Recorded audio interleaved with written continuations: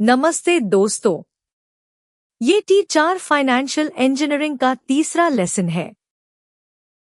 अब तक हमने सिंगल स्टॉक्स, चार्ट्स और ट्रेडिंग मेथड्स देखे।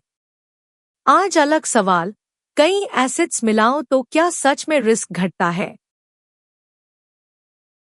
जवाब हाँ है। 1952 में मार्कोविट्स नाम के इकोनॉमिस्ट ने गणित से साबित किया, बाद में नोबेल प्राइज भी मिला। थ्योरी मजबूत है। कोर आइडिया ये है, लगभग वैसा ही रिटर्न लेते हुए एसेट्स के कोरिलेशन से रिस्क अक्सर 30-50 तक काट सकते हो। 60/40 पोर्टफोलियो बनाओ, 60 इक्विटी, 40 डेट, तो अकेले निफ्टी 50 या सिर्फ स्टॉक्स रखने से वॉलेटिलिटी आमतौर पर बहुत कम रहती है। डिमैट पर equity mutual fund plus debt fund का मिक्स वैसा ही काम करता है।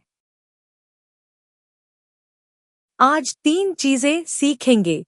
डाइवर्सिफिकेशन और कोरिलेशन का सिद्धांत, 60/40 परमानेंट ऑल वेदर की तुलना, रीबैलेंसिंग और रिस्क पैरिटी की प्रैक्टिकल टेक्निक्स। अजीब सच, पोर्टफोलियो का रिस्क हर एसेट के रिस्क का सादा एवरेज नहीं होता। नंबर चलाओ। Equity volatility 18 plus bond debt volatility 5, आधा आधा मिलाओ। सादा एवरेज 11.5 निकलेगा। असल में अक्सर करीब 9-10। अजीब लगता है ना? क्यों? रस्साकशी की तरह दोनों तरफ खिंचाव। स्टॉक्स और बॉन्ड्स अक्सर उल्टी दिशा में चलते हैं, तो झटके एक दूसरे को काटते हैं। वैसा ही जैसे चाय 10 रुपए से 20 रुपए हुई और आरबीआई जब रेट्स पर सतर्क हो तो डेट प्राइसेस थमसी जाती हैं। उस उल्टी दिशा को मापते हैं कोरिलेशन से। स्केल 1 पूरी तरह उल्टा, से 0 कोई रिश्ता नहीं, से +1 7-7 तक। जितना ज्यादा नेगेटिव उतना बेहतर डाइवर्सिफिकेशन। ऐतिहासिक रूप से स्टॉक्स और बॉन्ड्स का कोरिलेशन अक्सर करीब 0.2-0.5 रहा है। हल्का रिश्ता, लेकिन यही डाइवर्सिफिकेशन का चमत्कार बनाता है। निफ्टी 50 और डेट फंड्स के बीच भी ये असर दिखता है। एक ग्राफ सोचो, horizontal axis risk, volatility, vertical axis return. हर संभव पोर्टफोलियो मिक्स उस प्लेन पर बिंदु बनकर बिखरता है। कुछ मिक्सेस खास होते हैं, उसी रिस्क पर सबसे ऊंचा रिटर्न या उसी रिटर्न पर सबसे कम रिस्क। उन बिंदुओं को जोड़ो, वो एफिशिएंट फ्रंटियर है। फ्रंटियर पर वाले पोर्टफोलियोज उस रिस्क रिटर्न ट्रेड ऑफ के लिए सबसे अच्छे वेट्स हैं। नीचे वाले इनएफिशिएंट हैं, क्योंकि उसी रिस्क पर ज्यादा कमाई का दूसरा मिक्स मौजूद है।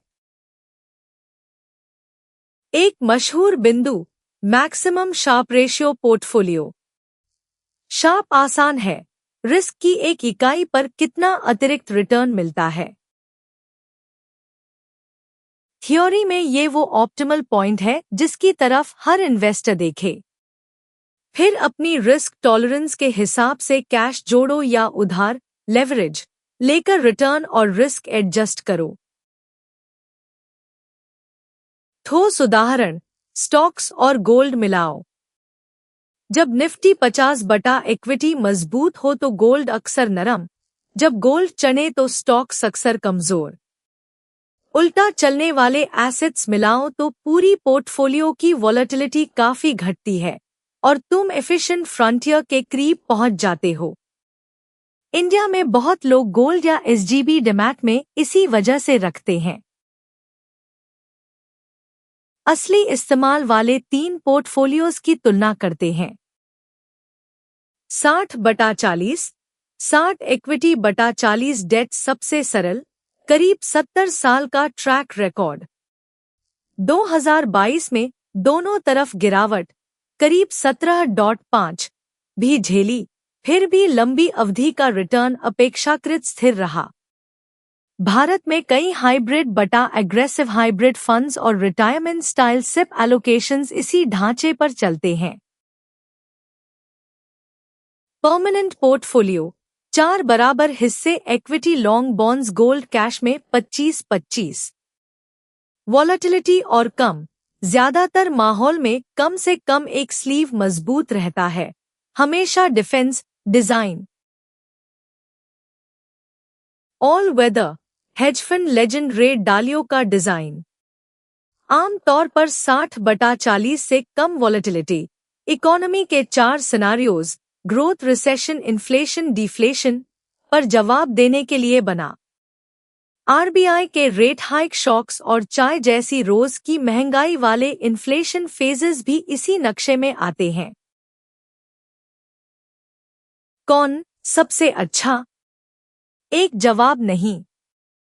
अपनी रिस्क टॉलरेंस, लाइफ स्टेज, नौकरी वर्सेस रिटायरमेंट और टैक्स स्थिति देखो।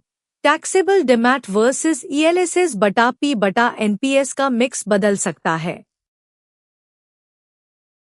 व्यावहारिक रूप से इक्विटी 500 वाया स्पाई या घर पर निफ्टी 50 बटा सेंसेक्स इंडेक्स फंड्स और गोल्ड ऐतिहासिक रूप से अक्सर उल्टी दिशा में चले।